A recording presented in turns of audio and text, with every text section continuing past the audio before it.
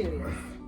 So explain to me your process that you have, or your belief that you have of creation, of how it's all connected, and in relation to the Bible, how creation is described in the Bible, or how I understand it. How you understand it. I mean, also that's a question of, what you feel the interpretation of the creation in the Bible means. But that should go hand in hand with what you're going to tell me, what you believe, how creation, what this all means. Okay. The originating. That's like a the originating source, right? I know. I mean, I've heard it from you in a bunch of different ways, in different parts. So how I understand creation is something that I have experienced and I have perceived thanks to my spiritual practices with plant medicine. Oye, papi, can you put a little bit less volume? I think it's too much. Oh, I love the music though.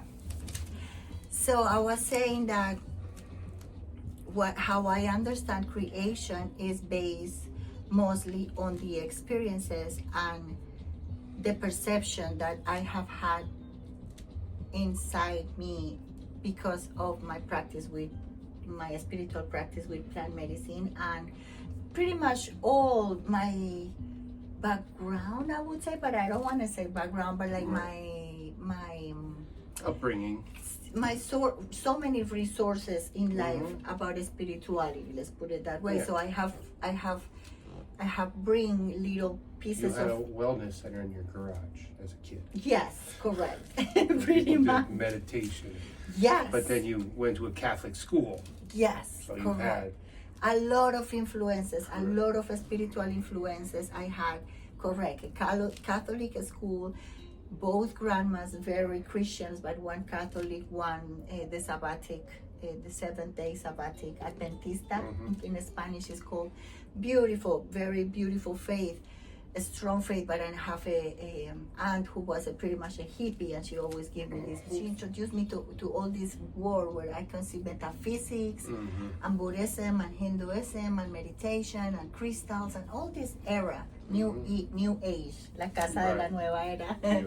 So, and I have this uncle who was a motivational speaker, the most famous in Colombia at the time, in Bogota. So he was a writer, a book. So he would do pretty much his seminars to our family, because our family reunions were 50 people, good enough to do a whole seminar. The family circle. Yes. Like in the so I have a lot of influences, right?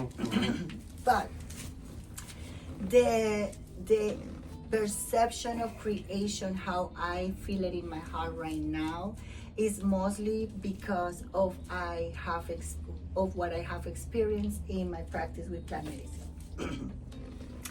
So how I experience creation is as the only that exists.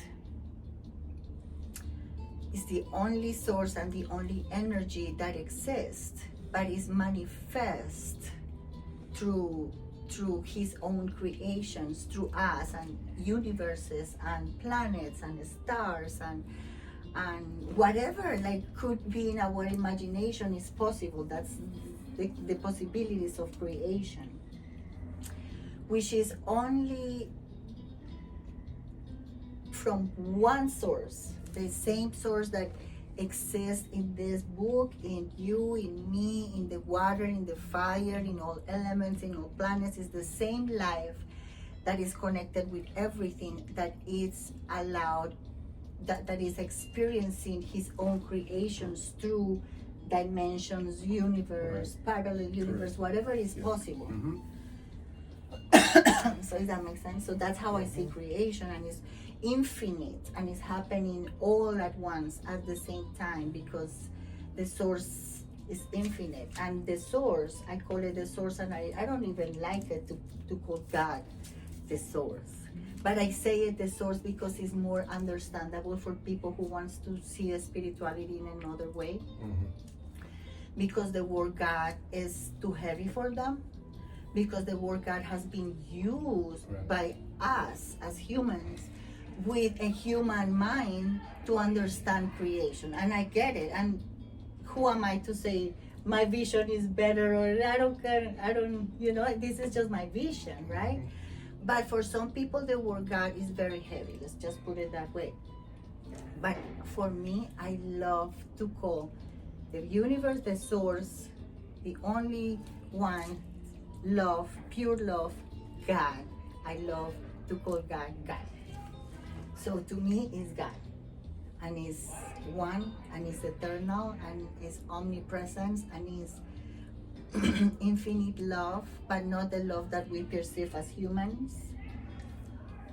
Is the source of all life. And we wouldn't be able to be alive if we wouldn't be part of it. Mm-hmm. It's impossible. So that's how I see creation. Is just one, the life that is in with everything that we can experience.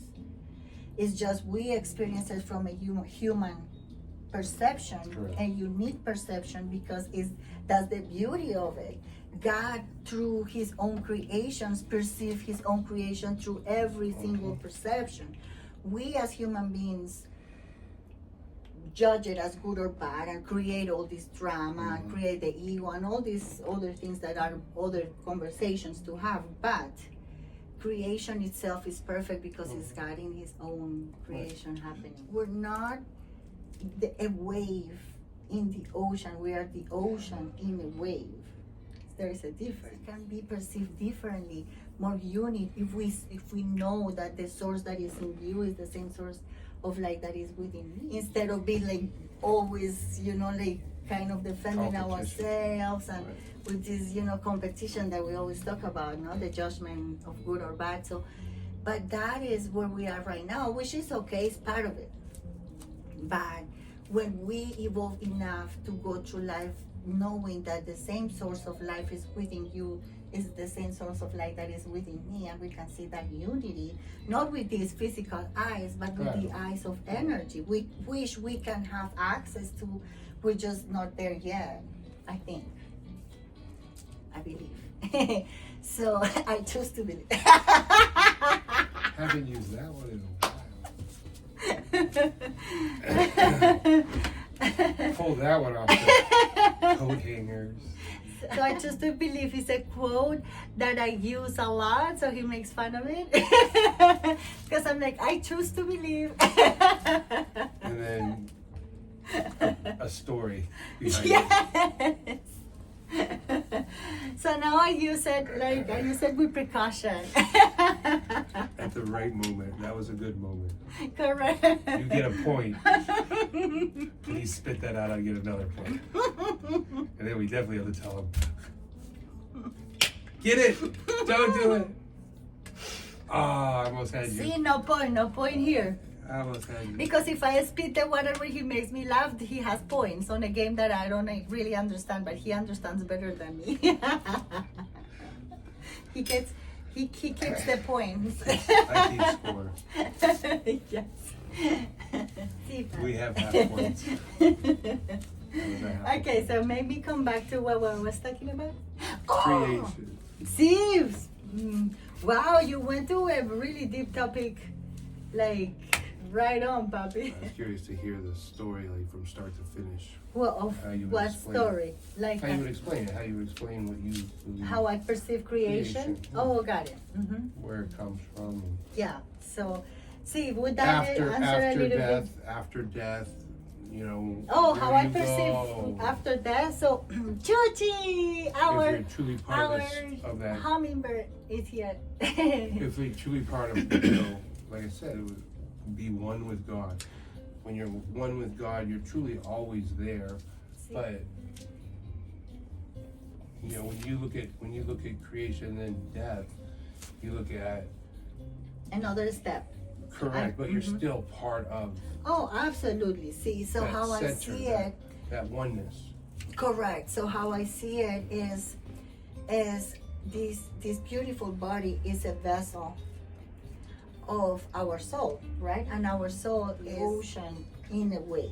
Does that make sense? So our soul is like a wave, and but the ocean is God, is life itself. But our soul is that has that wave uniqueness, which each wave is unique, and it has a time to choose itself, you know, and it's part of the ocean, but it's just one ocean. Right. So that's how I perceive the soul. So as we are waves, so this life is like a wave, and we are like, hey, this is one life, right? And this, depending on how I manage my energy, my dharma and karma, my balance, my energy, how I see it, then how I do it in this life, this energy, when I come back as a wave, I bring it with me, that energy. And then if it's necessary, because I need to balance out some dharma or karma, I need to balance out some energy, I come back as another wave. But same, one with the ocean, but with the same like kind of bubble of evolving of a soul, you know. So ancestral, you know. See, correct. Like all that we Connection. believe that we have, all the creation that it I mean, there's a certain way, a certain reason why we do the same things, and we see, like we were just talking about, similarities that you have seen from generation to generation. You know, like you and your son doing that. Yes, like You know, those let's say DNA, like some mannerisms. mannerisms, yes. So of course we, you know, carry that in our soul too, farther along and down the generational chain. You know, so that's what I was asking you about. Oh, that was Bobby. a good question, Bobby.